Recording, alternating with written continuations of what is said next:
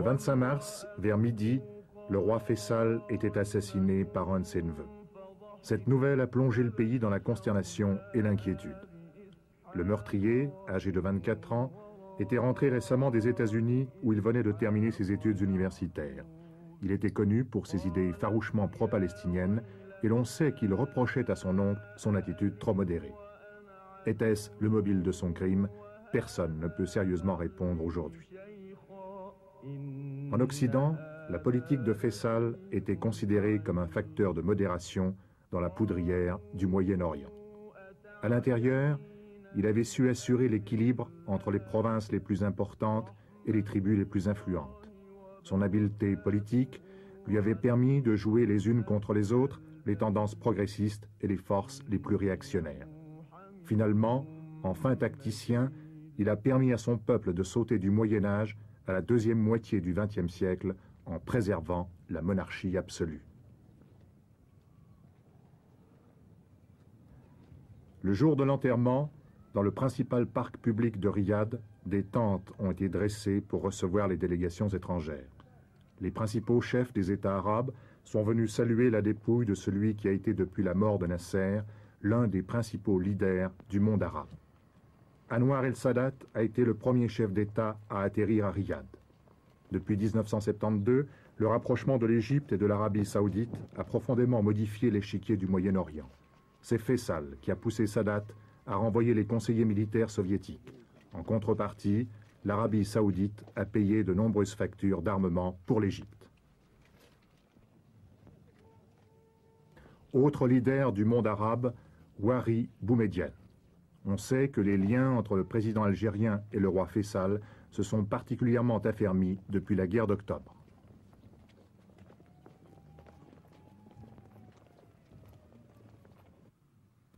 De Bourguiba à Juan Carlos, ces funérailles ont réuni des représentants de la plupart des États qui entretiennent des relations avec l'Arabie saoudite.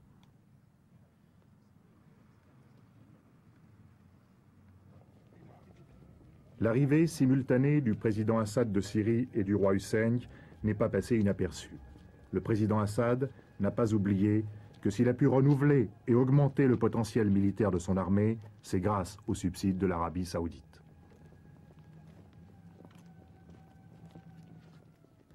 Yasser Arafat, qui avait rencontré Faisal quelques heures avant sa mort, paraissait très affligé.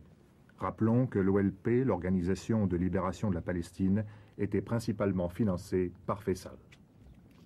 L'Afrique noire musulmane était aussi présente aux funérailles en la personne du président soudanais Numeri et du très célèbre chef d'État ougandais Idi Amin Dada.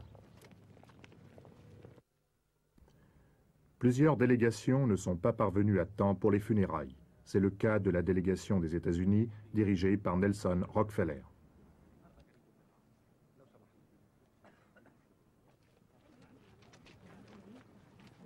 Le nouveau roi, Khaled Ben Abdulaziz, conduit la marche mortuaire.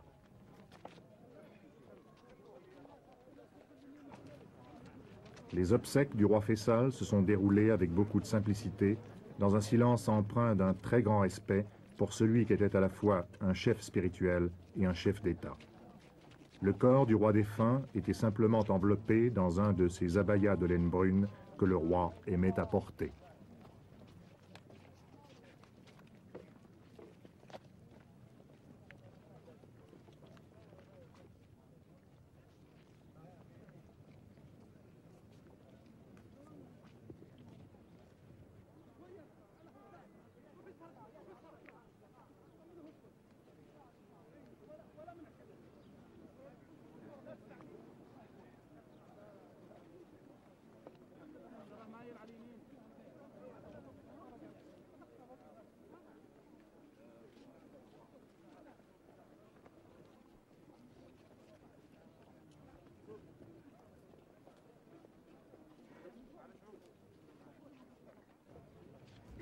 Accourus en toute hâte des autres villes du royaume et même des oasis les plus éloignées, les Saoudiens sont venus en masse rendre un ultime hommage à leur roi.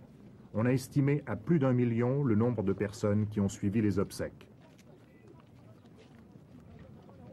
For all Saudis, I think King Faisal was more than a king. Le roi Faisal était plus qu'un simple monarque, il était le père de tous les Saoudiens. Pour moi, qui suis un membre de la nouvelle génération, il était même plus que monarque et père, il était pour nous un exemple stimulant de sagesse, de foi et de courage. Stimulation to us. He was a source of wisdom and of faith, of courage. A man who proved to us and to everybody. C'était un homme qui nous a prouvé, à nous comme aux autres, qu'il est possible d'accomplir de grandes choses en un laps de temps limité. He accomplished things that take generations to be accomplished. Au cours de ces 11 années de règne, il a réalisé une œuvre dont l'édification aurait normalement pris des générations. Young, educated people. And it was always one of his main interests to spread. Il faisait confiance aux jeunes intellectuels. L'instruction pour tous, telle était l'une de ses grandes préoccupations, ainsi que la formation des jeunes saoudiens pour leur apprendre à utiliser les moyens modernes leur permettant de développer l'Arabie saoudite. Comme vous pourrez le constater, bien des postes de responsabilité sont occupés dans notre pays par des jeunes. Le roi Faisal faisait confiance à la jeunesse et lui montrait qu'elle pouvait faire beaucoup pour le pays. Il nous a appris à rendre service à nos frères infortunés, à œuvrer en faveur de l'épanouissement de notre pays. Brothers. And he taught us how to be of service to them, how to develop our country. Et il était aussi le leader du monde arabe. Oui, certes, le leader de tous les Arabes. Il voulait unir non seulement son propre peuple, mais encore les Arabes de tous les pays, tous les musulmans, tous les croyants. C'était un homme qui avait une foi inébranlable en Dieu, en son pays, en son peuple, et en tous ceux qui croient en Dieu, ceux-là même qu'il voulait unir.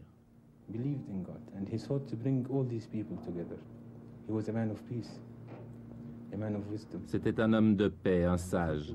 Il vivra dans nos mémoires non seulement pour ce qu'il a accompli lui-même, mais encore pour tout ce qui sera fait grâce à l'œuvre qu'il a réalisée.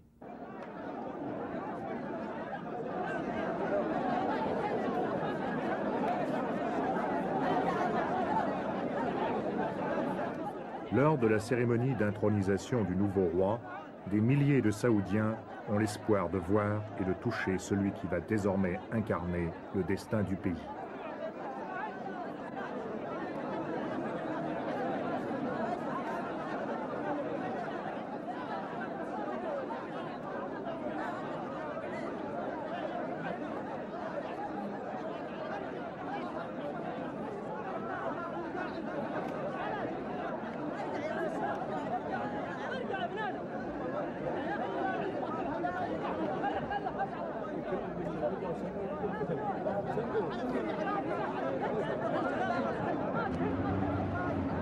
C'est au palais du gouverneur que les dignitaires du régime sont venus saluer le nouveau monarque.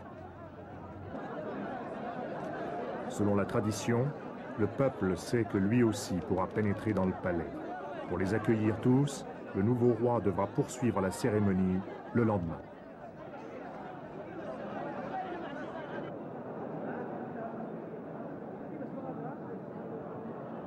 À l'intérieur du palais, outre la présence des représentants de la famille royale et des patriarches des plus importantes familles de commerçants du pays, on remarque les chefs de tribus de toutes les régions de l'Arabie. On rencontre même dans cette assemblée d'anciens guerriers qui ont combattu aux côtés d'Ibn Saoud, le père de Faisal, lors de la création du royaume. Et le nouveau roi, Khaled Abdulaziz, intronisé en toute simplicité, reçoit dans la bousculade les chefs de tribus qui viennent faire acte d'allégeance.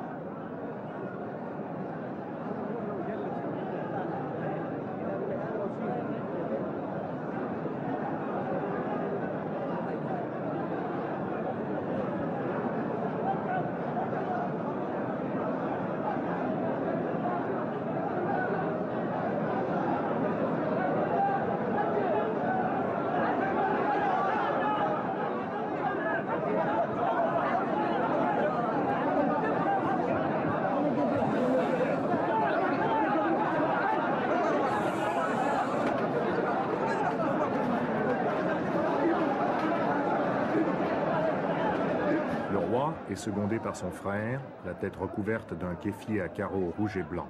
Il s'agit du prince héritier, Fahd Ben Abdulaziz, l'homme fort du nouveau régime. Tous les moyens d'information du pays ont réservé dans leurs notes biographiques autant de place au prince héritier qu'au nouveau roi. C'est pourquoi l'on a parlé d'un royaume désormais bicéphale.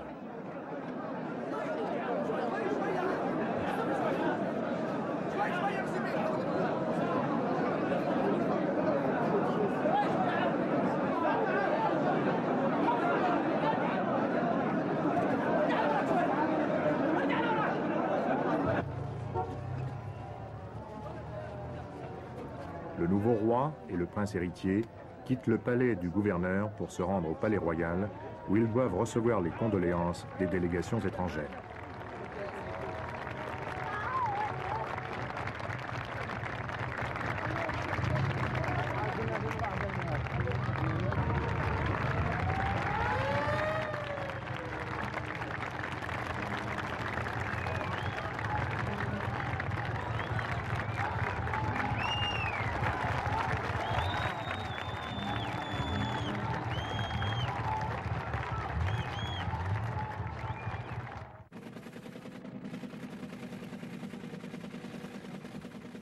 Troisième producteur de pétrole du monde derrière les États-Unis et l'Union soviétique, l'Arabie saoudite est le premier exportateur d'or noir.